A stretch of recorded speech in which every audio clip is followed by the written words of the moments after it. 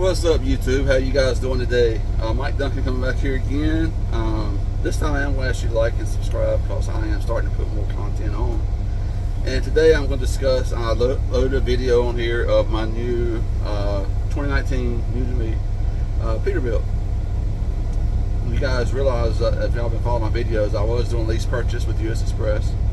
And I'm still with US Express. And I turned in lease purchase and purchased a 2019 Peterbilt, which the truck I was driving was a 2020 Freightliner, freight shaker, what you want to call it.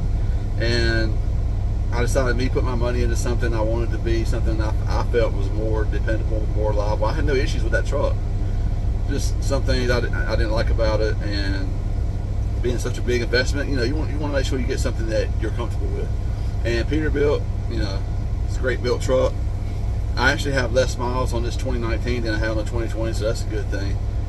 This one's black. I know in the video it's kind of hard sometimes because the stuff around you kind of reflects because the truck, even though it does need to be washed, it is still kind of shiny and it kind of reflects because it's so hot out here. It's so sunny. I'm down in Dallas, Texas right now. That's where I purchased the truck. And I've just finished getting the decals on it. US Express put on it. That's who I'm leased on to now or contracted with.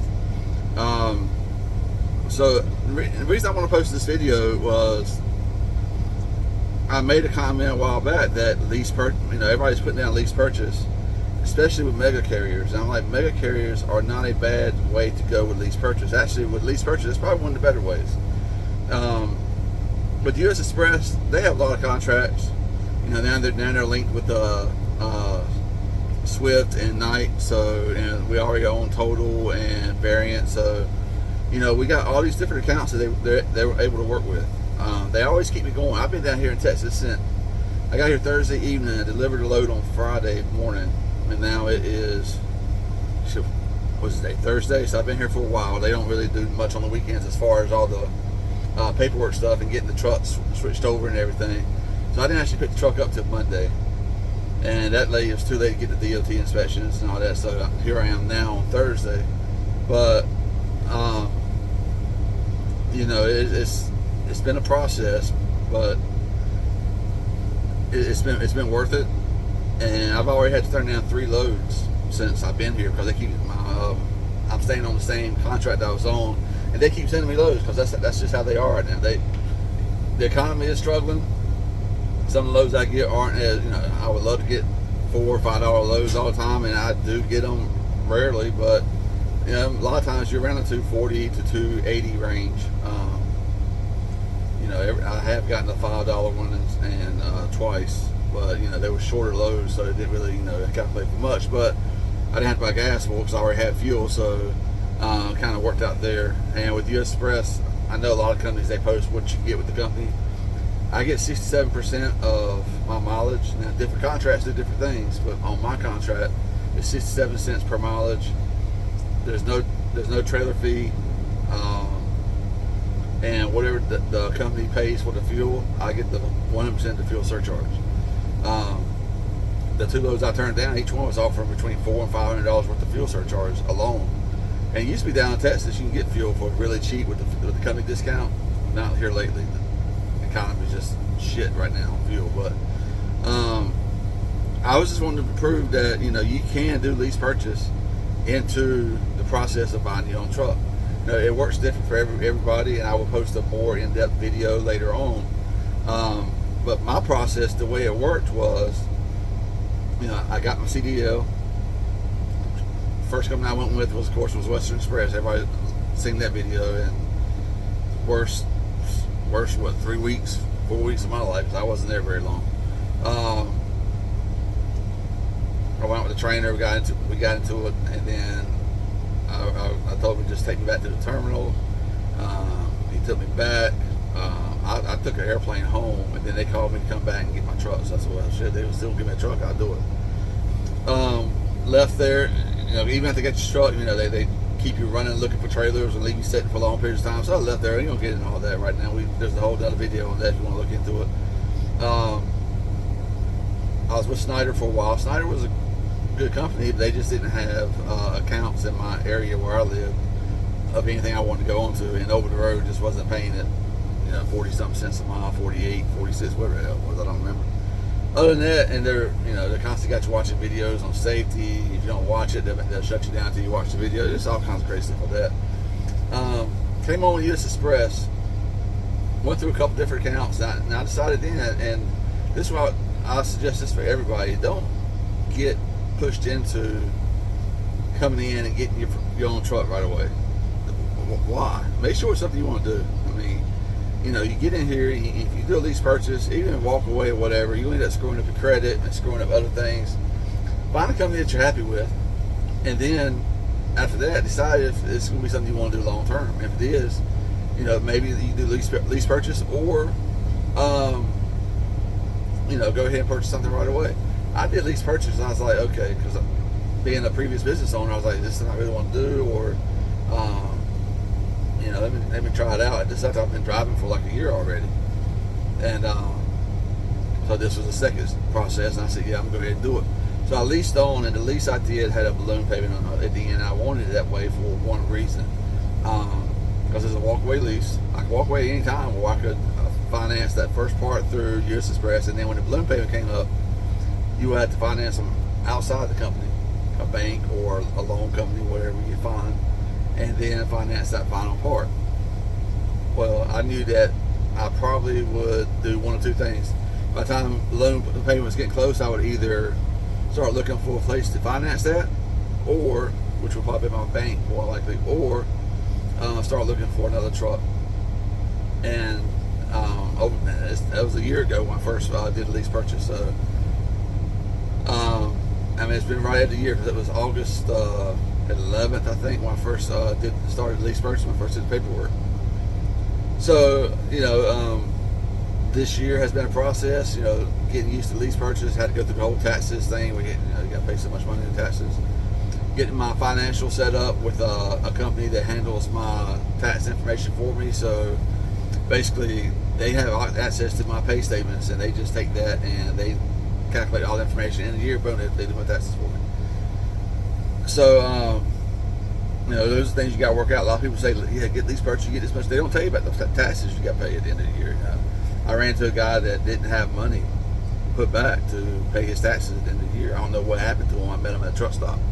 A terminal, but he wasn't happy about it. He didn't realize he had to pay a big chunk of taxes when tax time came around, and he hadn't been putting money back. He'd been spending it.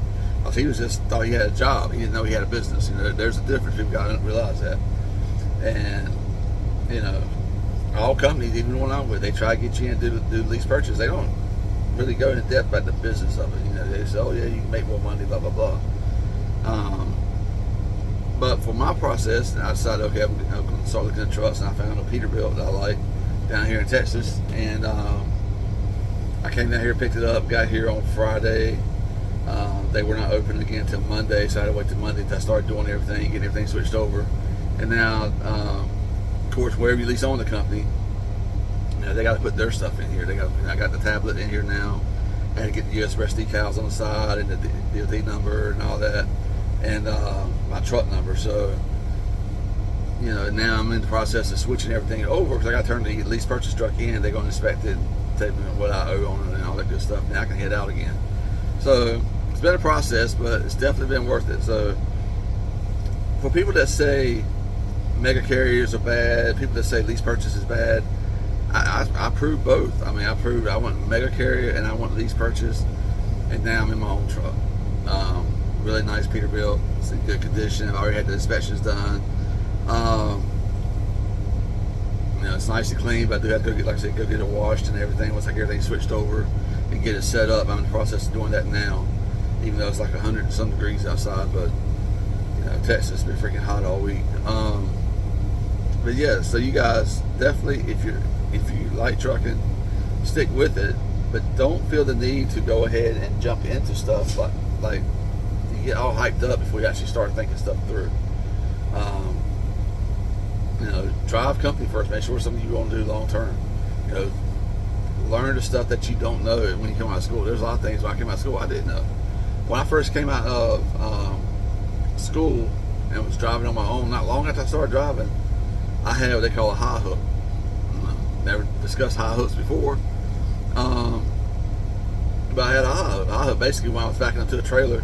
I did have some distractions going on. I was helping another guy back up. This was at a shipper, and I was in the process of backing up. Guy came up. He was having issues. It was a really tight area, and I'd already dropped mine and found the trailer I was picking up, and I walked away to help this guy get into a parking spot, backed into. And then when I came back, I wanted to start backing back up again. I didn't really check the distance between the kingpin and the fifth wheel, and it went over the top.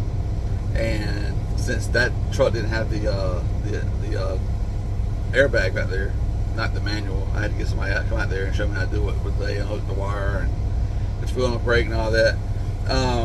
And that was just a learning process that you don't talk about in school. You don't and it happened. That was a long time ago, but that was one of the first things that happened to me. I said, okay, well, now I know what a high hook is. And apparently they happen a lot because they do have a name for it. And the guy told me, he said he gets called out for these things all the time. So there's little things like that. Learning what to do about downtimes, learning the routes, and learning what to do out here for nutrition and exercise or what you want to do. Don't just let yourself go. I definitely got to do some more work because I put on some weight since I've been trucking, but now that I got to this step that I want to be on the trucks, I can start working on other things. And I decided, let me try the business part of it and see if that's something I want to do. So I did Lease Purchase, and I tried that, and now I'm doing this. Good thing with the purchase is, now I got a monthly payment. It's less than the weekly payments I had with Lease Purchase, and that's something you got to work through. With me, having a family, having to do stuff with family, now I can do that. I've been having to decide between Thanksgiving or Christmas at the end of the year. Now I can do both. As a matter of fact, I'm planning on this year at Christmas taking off before Christmas, probably like a Friday or something, and I'm gonna stay off the whole week all the way to New Year's, and so I can spend New Year's with my wife and family, and then I'll go back out the next day. So I haven't been able to do that in the last 2 years. So so I mean, like I said, it's a process, but don't just jump into stuff, and don't let people tell you mega carriers are bad. They're not bad. They say, they're always out to get your money. That's not true. I mean, 67%, okay. So I get a little more than 2/3. If I'm running on their numbers, they're finding loads for me. They're dispatching me to those loads. They have their system set up, so they already working on the next load for me throughout the process. So I don't have to sit there and try to find load after load, especially on the spot market the way it is. I mean, they have their contracts they're working with, what have you. So yeah, they keep me moving. They know where I don't want to go northeast. I'm not going there. And they've had issues with certain companies, like Tractor Supply, delivering from Tractor Supply. I told them I'm not going to do it because the trailers are always nasty, filthy. You got to spend over an hour or more cleaning them out, and it's just a mess. But I don't mind delivering to the DC, but just not from the DC to individual stores. But yeah, so little stuff like that. They understand that, so they don't dispatch me on that. They don't dispatch me northeast. They tried before. They'll ask you if they say, "Hey, we got something that goes this way. This is how much it pays. Are you interested?" It's not city, because I had to have one time. It wasn't New York City, but I was like, well, if you can send me something that has me already heading back out, I'll think about it. Because I mean, you might send me across the city on somewhere else to pick up a load just to get back out. So if you can post me a load, get me in, get me out, I'll think about it. But that didn't work out, so we didn't do it. Yeah, so I say, hey, I want to go out to Texas. I want to go somewhere that they'll dispatch you that way. I mean, it's not a problem. So mega carriers aren't bad. And as far as the money amount, yeah, like I said, they're doing that dispatching for you. I'm using their equipment, like the tablets and shit, the e-logs. I'm running it under their authority. I mean, and they're dispatching for me. So, yeah, I mean, they deserve money for that. Even as Lease Purchase, they deserve money for that. I never had an issue with that.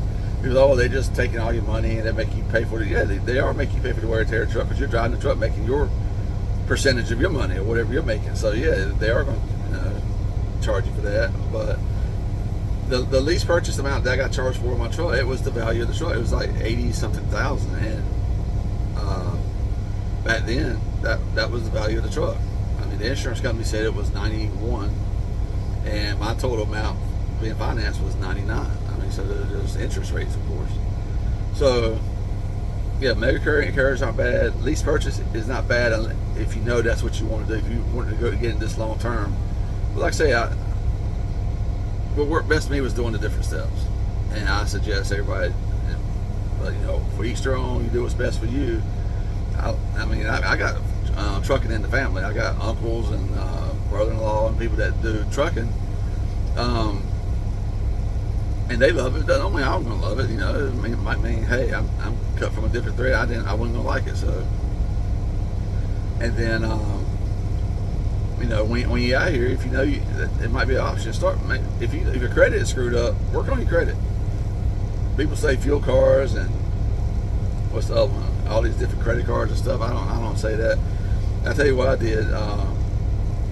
This was years ago when I was working on my credit. This was way before trucking, but got a credit card and I didn't really use it. And what I did was I would get I use it like once a month or so, maybe more, but I would get like a full tank of gas on it to keep it active, because then the cars would cut you off. You go too long without being active.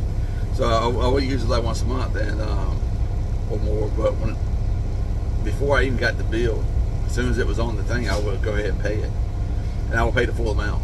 Don't pay the minimum payment they send you. Pay the full amount, and paying accounts off early it helps your credit. So that's another thing that helps if that helps anybody out there. But work on your credit, get things paid off that you owe money on, all that good stuff, and go from there. It's and going the route I did. If you have issues with stuff like that, you have time to work on it. Work on that while you're learning the craft and learn the ins and outs. When I first came out of school, I could back decent, a lot better than some of the other stuff I've seen out here. Jesus, that's a whole other video in itself. But now I've gotten pretty good at it, and pretty good moving around terminals and the different angles of backing. They teach you the 90 and the 45 in CDL school. But I can't remember last time I used a damn 90 or 45, to be honest with you. Some of these places are tight. I don't know what you would call it, but you get like call it like a damn banana. And just a little curve like that, and because you don't have much swing room, and so you got to learn that kind of stuff. I've seen people out here doing like 10 steps and stuff, and he about took my damn bumper off doing he was taught to 10 steps from the back of your trailer, walk 10 steps, and that's where you pull up to I don't know this whole process. He didn't speak really good English, so but I was like, dude, it doesn't matter where the damn back of the trailer is. A lot of it determines where your damn tandems are, your back tandems. So and that's stuff that people learn different ways, different stuff. They pick on different stuff in school, but get out here, learn what you want to do. I don't ever give out my driver number to try to get people to come to US Express, but it's a good company, and like I said, they keep me moving. They have different accounts. Now, as a lease purchase, they got very few accounts that do percentage. Most of them do mileage pay, and some people prefer mileage pay, some prefer percentage, whatever works best for you. Now, when you become an owner-operator, they have a lot more percentage accounts for you. Me personally, I'm happy with the account I'm on right now. Like I said, they keep me moving. I've met my dispatchers, and my fleet managers. They're a great group of people. They call you every day, make sure you're doing okay, make sure everything's going good, and you don't feel like just a number. And even you got the one person I'm assigned to, but a lot of times I might call and another person to pick up. Her name is Scarlett. Hey Scarlett, if you ever watch this. And Scarlett pick up and say, hey Mike, how's it going? And, I'm not even her driver. I don't even drive. She's not my fleet manager. She works with the same account, but she's not my fleet manager. But she is the one that called me when I first came to the account and welcomed me to the account a long time ago. And sometimes I call and she might answer, or somebody else might answer. And I might get in a conversation, 10, 15-minute conversation just on whatever, and they'll listen to you. You're frustrated about something, you need to vent or whatever, they'll listen to you. So, that's kind of what you want when you got people that are working out there with you. See people talk about dispatching their. I'm talking to their dispatchers and their fleet managers, letting them know right away who the boss is. Well, they don't work for you. You know, they get paid regardless if you're here or not. Because trust me, you leave, they got somebody else coming in. That's not the route to go. That aggressive, blah blah blah. You work for me bullshit. That don't work. No, you're a team. Even as lease purchase or owner operator, yeah, you're your company, you're your boss, but you do have to work with another company, which is the company you worked on with, and those dispatchers and those fleet managers. So you're working as a team. Treat them with respect, and they should do the same to you. So don't go in there being all aggressive for that. I'm never one of there with that mentality. I know that I actually met the dispatcher for my fleet. I went in and I met all the fleet managers and stuff, and then I met the actual dispatcher who finds the loads. And I shook his hands twice because hey man, keep me moving.